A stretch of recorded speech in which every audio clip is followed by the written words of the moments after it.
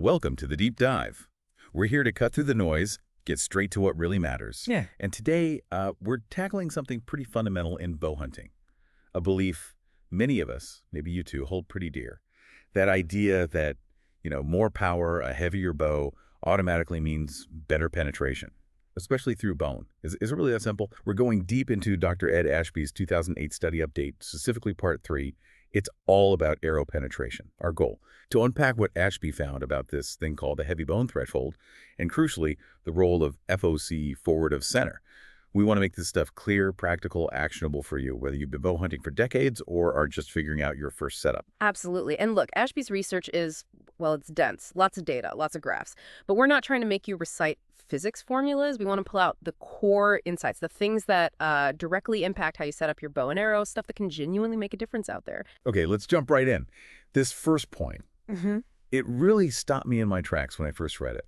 The whole idea about impact force and this heavy bone threshold, I mean, my whole life, it's been drilled in. More power equals more penetration. Simple, right? You just assume a heavier draw weight, more arrow force, it's going to punch through bone better. But Ashby, he found something else entirely. He really did. It's quite startling. His core finding, and this is really key, is that the arrow's impact force.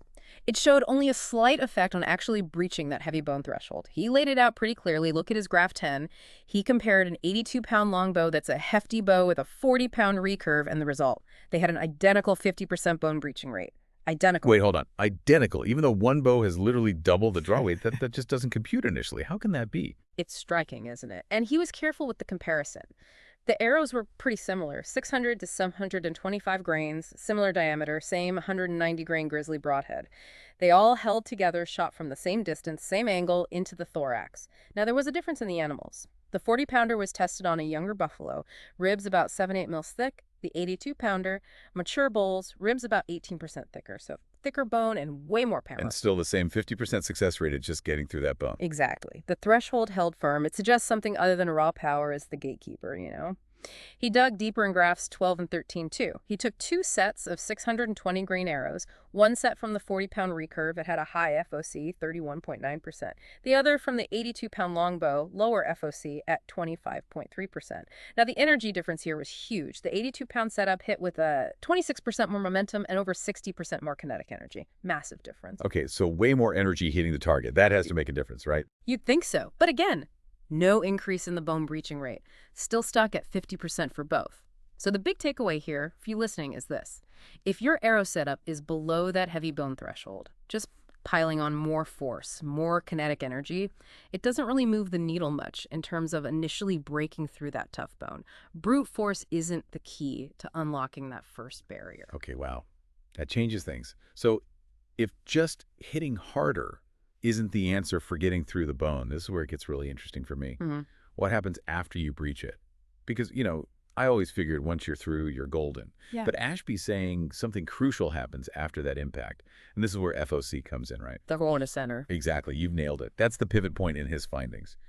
Ashby found that the FOC, how much weight is up front, it has basically no effect on whether you breach the heavy bone threshold itself. Getting through that initial hit, FOC doesn't matter much there. But, and this is a huge but, it has a very beneficial effect on penetration after the bone is breached. Graph 15 shows this really clearly. Okay, so FOC is the key for what happens after the break. Why? What's the mechanism? How does having more weight up front help it penetrate deeper once it's already inside? It boils down to one main thing: lower resistance. Higher FOC arrows simply encounter less resistance as they travel through tissue. And why do they encounter less resistance? Because they experience less shaft flex. Shaft flex, like the arrow wobbling or bending as it goes through? Precisely. Think about it. When an arrow shaft bends and wiggles as it's pushing through tissue, that creates friction, drag. We call it shaft drag. It's like trying to shove a wet noodle through, well, anything dense. All that bending is wasted energy, creating resistance. And Ashby found this drag is a major factor limiting penetration. Get this. Just having your arrow shaft 5% wider than the broadhead ferrule, that tiny difference can cost you 40% of your penetration potential. 40%. Wow, that much. Yeah. And even just changing the shape of the shaft, keeping the maximum diameter the same, can change penetration by 15%. It's all about smooth passage, minimizing that drag from flexing. Okay, I'm with you. Less flex equals less drag equals deeper penetration. But how does FOC stop the arrow from flexing so much? It seems like weight is weight. It's about where that weight is and how it affects the arrow's stiffness dynamically, like during the impact and penetration. Think of the arrow penetrating tissue as, Ashby put it, flying through a very dense medium. Let's use an analogy. Imagine you have a long, thin stick like a dowel rod, and you're trying to push it point first into a raw potato. Okay, got it. Potato stabbing. Right. Now, if you hold that stick way at the back end, the part of the stick in front of your hand is really long, right? Yeah, most of the stick is out front. When the tip hits the potato, what does that long front section do? It wants to bend, to wiggle. It flexes quite a bit, makes it harder to push straight through. Yeah, I can picture that. Lots of wobble. Okay, now imagine holding that same stick, but this time, grip it just maybe 4 or 5 inches from the tip, really close to the potato. Now, the part in front of your hand is super short. Right, just a little stub. When that hits the potato, does it flex much? No, probably not. It feels much stiffer, easier to push straight in. Exactly. That short front section acts much stiffer. Higher FOC does the same thing for your arrow. By packing more mass way up front, you effectively shorten the forward lever arm, that's the part of the arrow ahead of its balance point, its center of mass. That shorter forward section is inherently stiffer dynamically. It resists bending much more when it hits resistance at the tip. Ah, okay. So higher FOC makes the front of the arrow act stiffer dynamically, even if the static spline is the same. Precisely. Less flex on impact, less wobble during penetration, and that means less energy is wasted just bending the shaft back and forth, less vibration, less oscillation.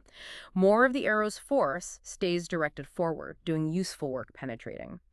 And there's a side benefit too. If the front lever arm is shorter, the rear lever arm behind the center of mass is longer.